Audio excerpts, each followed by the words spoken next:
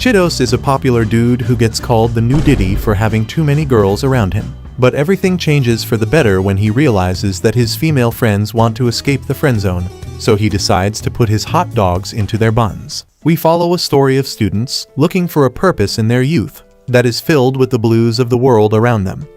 In the center of that story, we follow Chidos, a normal student who goes to a normal school, doing normal activities at the start of a new school year, while hoping that one day he will look back at these days with happiness, knowing he's the center of everything. He is scrolling through his phone when his cute classmate, Yua, greets him and asks what he's looking at. Chidos shows him how an anonymous person on social media is talking smack about him being a cheek-clapping, glizzy-slipping, Johnny-Sins-like womanizer, which annoys him. Yua assures him that, considering that most people like him, it will pass, and Chidos agrees, saying that a hot, smart guy with a big willy like him should have nothing to worry about. She then shows him that they will be in the same class again, which she's happy about. But when Chidos points out that their whole group is in the same class as well, Yua is not happy that he didn't react to her first statement. Then, they meet with their gang, and Yuko greets them with a bright smile. She holds Chidos' hands, celebrating that they are in the same class again, and Chidos tells her that he would have been sad without her.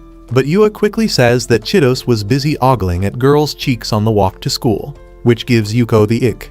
Chidos tells Yua that she's just jealous, and it earns Chidos a smack from Kaido, who is the basketball team's superstar. And alongside him is Kazuki, a superstar of the football team. They put their hands together, and each announces that they are the group's leader before going to class. There, Chidos is greeted by Haru, the girls' basketball team star, who acts like she's one of the boys, and she teases Chidos about cutting his long hair. With her is Yuzuki, who is a part of the basketball team, and is considered one of the prettiest girls alongside Yuko. But unlike Yuko and her natural cuteness, Yuzuki carries more aura around her. Then, before class starts, Chidos declares that Team Chidos, their popular group, is reunited. But the others all declare that their name should be the brand. Just then, due to them being noisy, they notice some students get annoyed. But Chidos brushes it off, saying that haters will always hate in his perfect little world. Then the class starts, and their homeroom teacher, Kira, lazily greets them and wishes them another good year. But Chidos is used to his laid-back attitude, as Kira was his teacher the year before. Just then, Haru expresses how she feels hot having to wear a tie. Chidos suggests that she use a ribbon for more neck room, but Haru refuses, saying that it will ruin her image and reputation.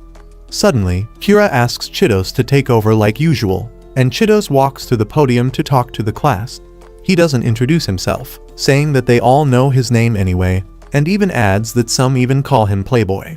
Some students laugh at his jokes, while some are annoyed by how much of a try-hard he is to look friendly. He then talks about the class rep election, but his friend group suggests that he should just be the class rep like before, which he proudly accepts. Yuko stands up, saying that she should be his vice rep like before, and even makes a joke that she's good at taking care of things. And just like that, they become the class reps. During lunch, Chidos gets himself a canned drink and goes to the rooftop, where Kira is waiting for him, smoking cigarettes. Chidos says that it must suck to be a smoker, as people bash them, and Kira says that people love a common enemy, which Chidos knows a lot about, considering people call him a playboy. Kira then tells Chidos why he's called to the rooftop, and shows a picture of a student named Kenta, a lonely otaku who has been missing school for 2 semesters. Kira asks for Chidos to bring him back, but Chidos is confused as to why he's asked to do this. Chidos asks what would happen if he refuses, and Kira points out that if he does refuse, his can-do-it-all persona will die, which is something Chidos doesn't want to happen, so he chooses to accept the request.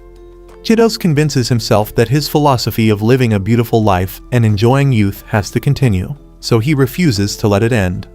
After school, on his way home, Chidos spots Asuka reading a book by herself, so he greets her, and Asuka greets her back.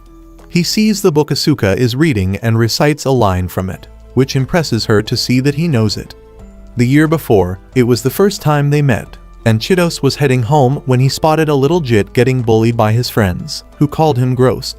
The boy was cornered into the water, with nowhere to go, and Chidos was about to help him when, suddenly, a silver-haired girl jumped in, which amazed Chidos, saying that she wanted to join in the fun. She started playing with the water with the boy, lightening up the mood, and even invited the other boys to join in. When they did, they all had fun playing in the water together, and the boys all went home happy and back as buddies again. But it left Asuka's clothes drenched, and when she saw Chitos staring at her, she teased him for staring at her being all wet. He handed her a towel and asked her why she jumped into the water instead of simply pulling the boy out of the water to save him and scolding the other two for being mean. Asuka said that she thought it would be better if the boys went home messy and smiling instead of them fighting each other, even if it cost her drenching her clothes. Chitos then asked her for her name, and when she gave it to him, saying that her name meant tomorrow's wind, Chitos was immediately captivated by her. Back in the present, Asuka comments about how Chitos looks imperfectly perfect, like a perfectly beautiful park that doesn't allow fireworks and a playground, but is pretty just for the looks. Suddenly, she asks a hypothetical question, wondering who he would save between her and a girl she's closest to if they are both drowning, and that he only had a two-seater kayak. He suggests that one of them just hangs on, but Asuka adds that there are piranhas in the water. Asuka confidently declares that she would save him, saying that she likes him more than any boy on her class. Chitos says that she's bad at her romantic proposal, but she tells him that it's not a proposal. She claims that someone like Chitos wouldn't choose either, and rather, Chitos would put both girls in the kayak, while he would let himself get eaten by the piranhas, just because a self-sacrifice would be the most beautiful choice. Chitos laughs at that idea, saying that he wouldn't do that, but Asuka insists that a self-sacrificing person is exactly who Chitos is, which leaves Chitos speechless. That night, Chitos ponders to the moon, questioning whether, among the millions of people around him, he is fully living up to his role.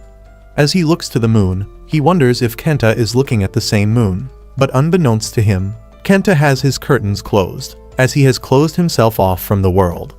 The next day, Yuzuki confronts Chitos, asking if anything is troubling him, and Chitos is not surprised, knowing that Yuzuki is someone who picks up people's moods, so he tells her about his mission from Kira to get Kenta to come back to school. She offers to come along with him, saying that it's better with company, and notices how Yuzuki, even when offering to help, makes sure that she looks perfect. He tells her that he already asked someone, and she tells him that he can always ask for her help, as she likes helping people she respects. After school, Chitos waits for Yua, and when she shows up, she trunks back to put on makeup, ensuring she looks good in front of Chitos. She asks why he invited her, and he says that, unlike him, she doesn't have many people who don't like her. He then prepares a bike for them, and when she gets on, he asks her to grab onto him so she won't fall, but she pinches his uniform, knowing that this dude has a reputation for being a playboy. On the ride to Kenta's place, she compliments his back, saying that it's unexpectedly big, and Chitos says that he was once the best baseball player in the prefecture. She says that she knows that, as she used to watch him play before they became friends, and Chitos teases her about being his fan. But then, she vaguely both confirms and denies it. She then asks if he has any ideas, and he says that he wants to break so he can feel her juicy melons on his back, which earns him her claws on his neck. She reiterates, asking if he has any plans to handle Kenta, and he says that it's pointless to make a plan without knowing what they are facing. Then, they reach the house and tell Kenta's mother through the teleprompter who they are and why they are there. The mother lets them in and says that she also doesn't know why her son suddenly stopped going to school. They suggest that they try talking to him, and while the mother is afraid that her son might revolt, they assure her, saying that maybe they can do something about him. Then, they knock on his room's door, and Kenta immediately tells them to go away. When Chitos introduces himself, Kenta calls him the playboy who claps anything with a hole, which needs Yua to calm Chitos down. But then, when Yua introduces herself to Kenta, he recognizes her as one of the holes Chitos likes to clap, which also angers her. Kenta calls them out for only caring because the teacher told them to come, so Chitos tries to calm him down by talking about what he loves, light novels. But Kenta calls them out for not even knowing light novels properly and following legendary ones like The Day I Got Reincarnated as Diddy, or I Wake Up as My Dad, so I have to clap my mom to make sure I exist. Hey yo, what the? They admit that they don't follow either of them, and Yua asks for recommendations from him. But Kenta tells her to stop pretending that she's interested and go slip in the shower. However, Yua insists that they should talk, and Kenta slowly opens up to her. Seeing this, Chitos says that he should step away, but that angers Kenta, as he thinks that Chitos sees him as a loser, while Chitos can just bump bellies with Yua afterward. Sensing the extreme hostility, Chitos says that they should leave, and Kenta tells them not to come back, saying they have nothing in common. On the ride back home, Yua asks if Chitos notices anything from the meeting, and all he can think of is that Kenta hates him so much that he would bite Kenta's pickle off if he could. Yua can see why he would hate Chitos, but she assures Chitos that he is still cool even with the hate. Then, they get some novels to read, and as they head home, the orange sky presents itself to them, all the while Yua has her hand tightly on Chitos. That night, Chitos decides to take a different approach, so the week after, he takes Yuko with him to meet Kenta, thinking she would help. On the bike, she warns him to sit down, as people can see her snoo. But she doesn't mind some randoms seeing it.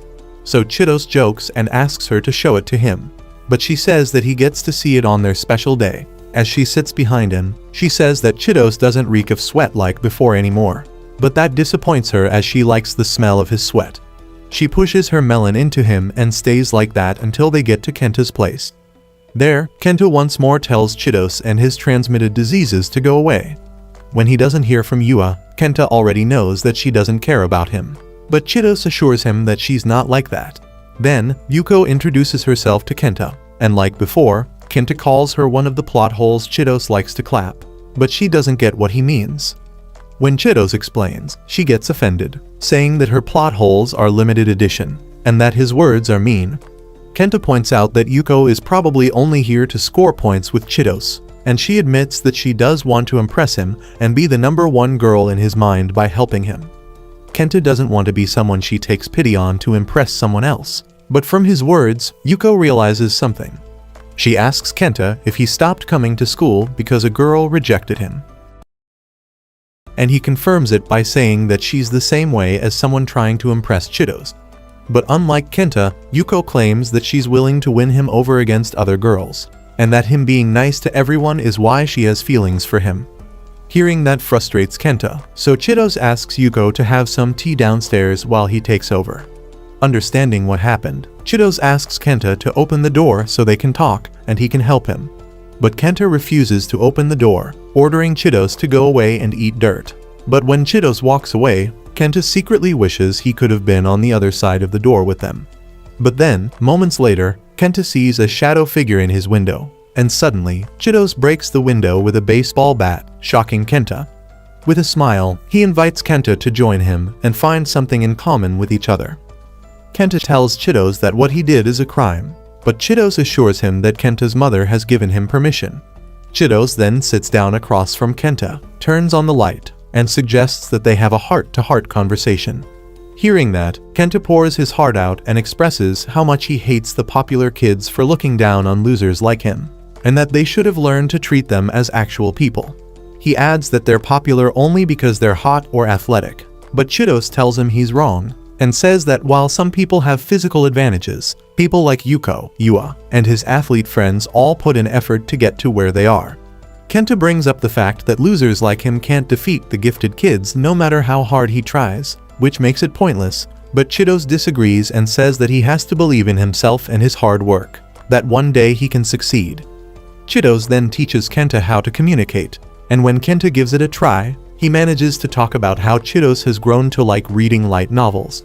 Kenta doesn't believe an ounce that Chitos actually enjoyed reading light novels, but Chitos tells Kenta that for a whole week, he has read masterpieces like In Another World as Bonnie Blue, So I Have to Gobble 1,000 Glizzies, and I Was Born a Loser, so I decided to lock in and become Johnny Sins.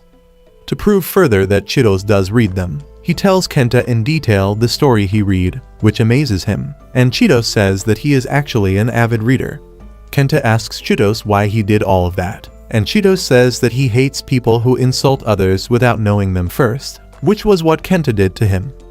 Chitos says that the base of communication is wanting to know someone else better, which was what Yua and Yuko tried to do with Kenta. So Chitos points out that Kenta is a hypocrite for doing exactly what he hated about people, which took Kenta aback. Chitos then pulls out a book from Kenta's bookshelf and tells Kenta a story about a man who has God-gifted talents.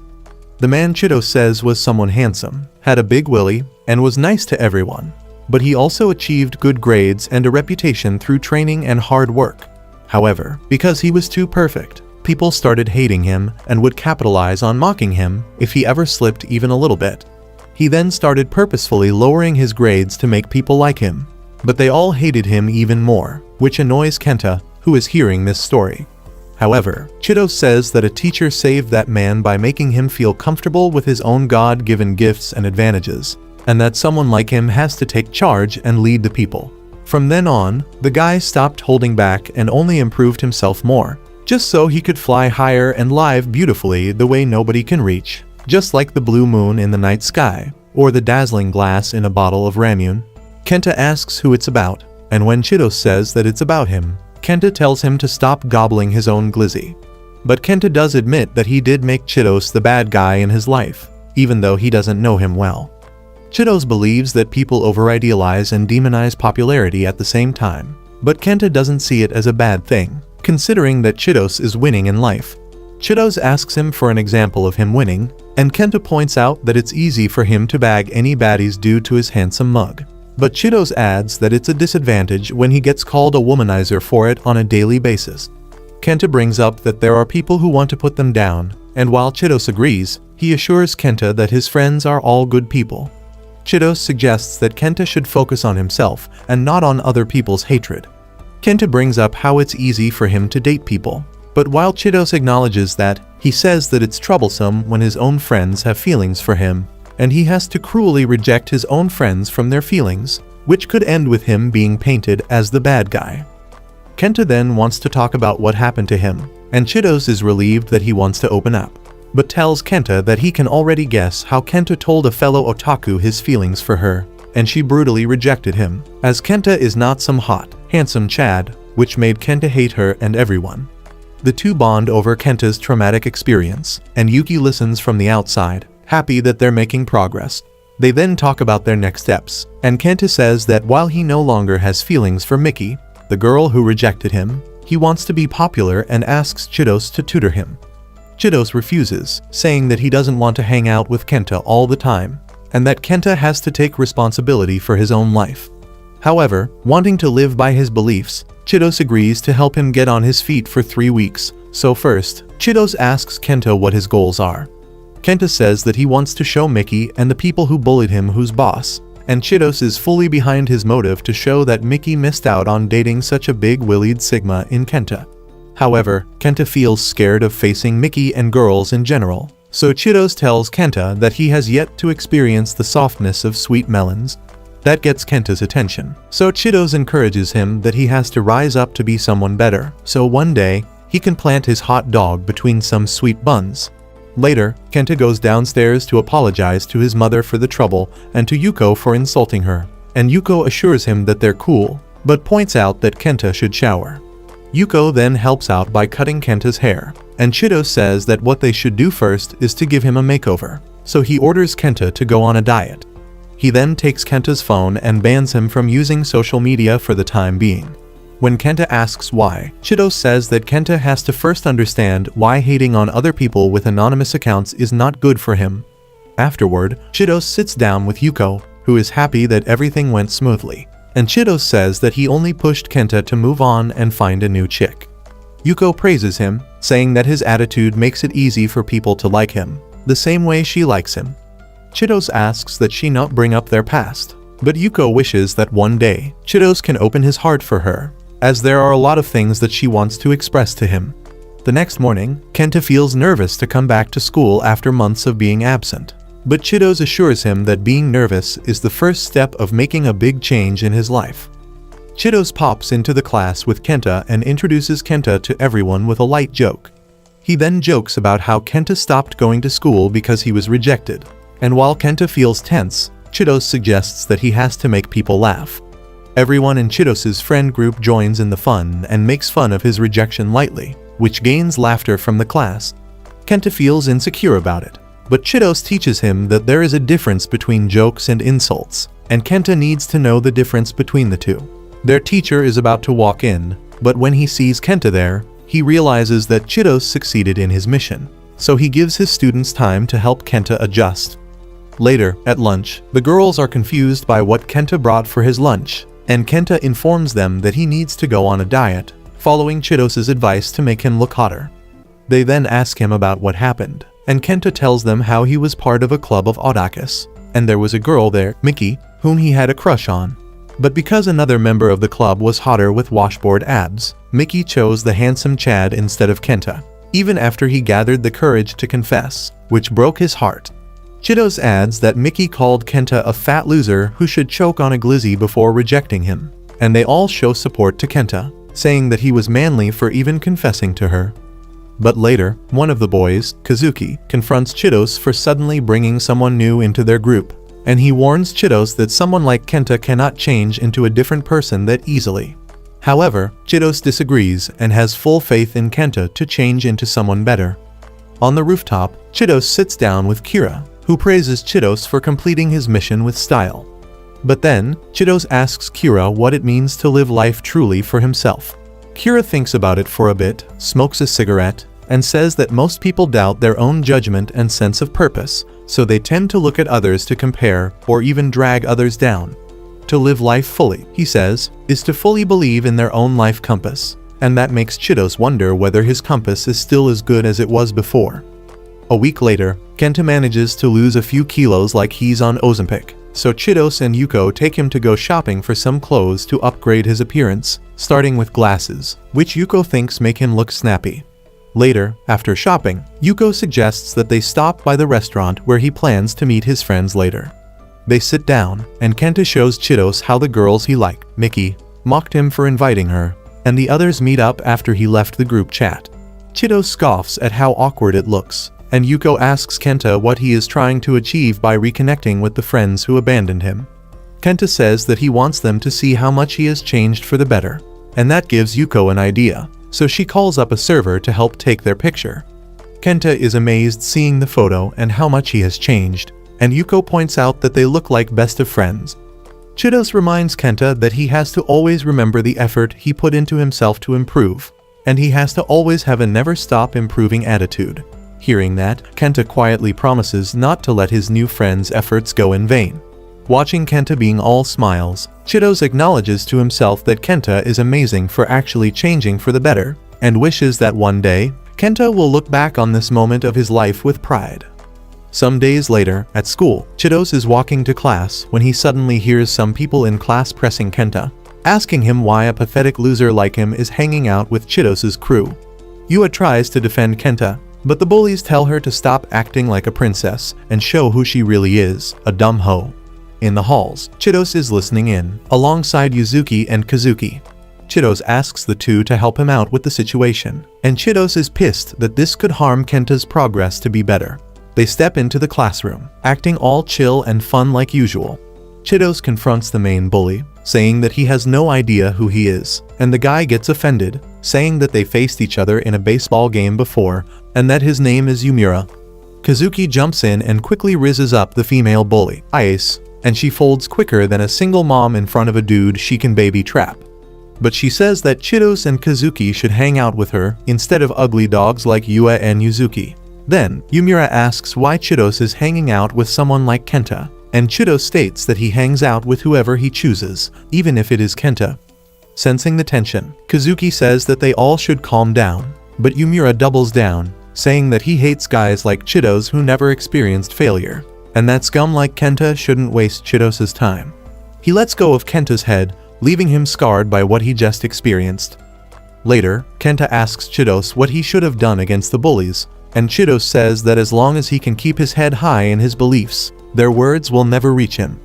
On his walk home, Chidos feels like he's responsible for what happened, knowing he was the person who kick-started Kenta's change. He feels worried that if Kenta continues to go on this path, more people will hurt him, and it will leave him scarred for life. Just then, Haru pops up and asks Chidos to come with her to hang out. They go to the sports field and help each other stretch. They talk about Chidos's past as a baseball player and why he quit. While Chidos acts like he doesn't care that much about baseball, Haru calls him a liar, knowing how much hard work he put into the game. Then, they play basketball, and Haru challenges him, and if he loses, he has to tell her what's been bugging him. Chidos agrees, and if Haru loses, she has to tell him how many fingers she used every night. And he adds that the loser has to buy food for the winner. They start the game, which ends with Haru winning, and she encourages him to vent to her about what he's dealing with. Chidos expresses how he's scared that Kenta's plan to show his old friends his change will fail, so Chidos wants to do something to make it work. But Haru calls him an idiot and says that Chidos has done all he can to help Kenta, so he has to trust him in making it work, just like a coach trusts his players to win after they coach them all they can. Haru tells Chidos that he is mocking Kenta's resolve, and that Chidos shouldn't act too full of himself. They end up hanging out till dark, and Chidos demands a rematch of who can swing the furthest, with the loser having to tell the winner their deepest secret one day. They both swing high, under the dark blue sky and the shining star, and Chidos hopes that he can one day stand on his own 2 feet. Later that night, Chidos gets on a call with Yuzuki, and they role-play while they talk. Yuzuki asks him why he helped Kenta, and Chidos says that it's because he was blackmailed by Kira, but Yuzuki says that it's wrong. She says that Chidos did it because he's Chidos, a man who is self-righteous and has a savior complex, which surprises Chidos to hear, but he couldn't reject. She says that he owes her, and he asks what she wants. Suddenly, she asks him to be her boyfriend, which surprises Chidos a little, but Yuzuki says that she was role-playing too much. But Chidos continues the roleplay and asks what her melon covers are like, and Yuzuki teasingly says that they are Betty Blue like the night sky, and has the hook on the back, which makes Chidos struggle to sleep that night. A week later, Kenta has lost more weight and he has gained muscle, but it's almost the last day that Chidos mentors him. Chidos assures him that he will show his bullies that he has changed, but Kenta doesn't know if she wants to show them anymore. Later, they play football, and Yumira challenges Chidos to a game with a loser facing a forfeit, and Chidos agrees, with the forfeit being an embarrassing one. Kenta is worried by the challenge, but Chidos assures him that it's just a game, and that he will pass Kenta a lot. Kenta is scared, as he's bad at sports, but Chidos says that he should just have fun, as he's not part of the bet. Then, the game starts, and Chidos and Kazuki carry the team on their back, but they try to get Kenta to score. When he miserably fails, everyone laughs at him, which destroys his confidence, and when Chidos helps him up, he realizes that Kenta takes everything seriously. However, Chidos believes that it's not fun if they leave out the unathletic students, hence why he wanted Kenta to join. But with each failure he made, he grew more insecure. Then, on the final play, they try to pass to Kenta, but he refuses to move, so Chidos does it himself, and he scores a screamer with better animation than Blue Lock. However, his team still lost, and while he's doing the forfeit, Yumira tells Kenta something. Later, before going home, Yuko talks about Kenta's performance with Chidos, and they joke about it with no harmful intent. But Kenta overhears it, and confronts them for talking trash about him. Chidos assures him that they were only teasing, and he would have said it to his face, but that angers Kenta. He says that Yumira was right, and Kenta is indeed just a clown to Chidos. Yuko tries to tell him that he's wrong, but Kenta doesn't care anymore, considering that their last day together is tomorrow. Kenta expresses how a guy like him struggles in sports, but some handsome chump like Chidos forcefully dragged him to play, and see him embarrass himself, only to steal all the spotlight in the end, which makes Kenta feel like a complete mockery. Yuko confronts him over his words, saying that after weeks of being together, Kenta should know that Chidos is never the person who laughs behind someone's back. That wakes up Kenta, but Chidos steps up to apologize for crossing the line between banter and bullying, which hurt Kenta. Out of guilt, Kenta runs away, but Chidos tells Kenta that he wishes him luck for his meeting with his old friends, and that he believes in him. Afterward, on the way home, Yuko calls Chidos a hero for trusting and helping someone like Kenta, and she admits that she herself didn't believe that Kenta could change. Chidos tells him that he's not a hero, but she insists that he is, believing that she has a good eye for people who are truly good deep down. Thank you for watching today's recap video. If you enjoy this recap and want a part 3, comment down below fat loss and hit the like button.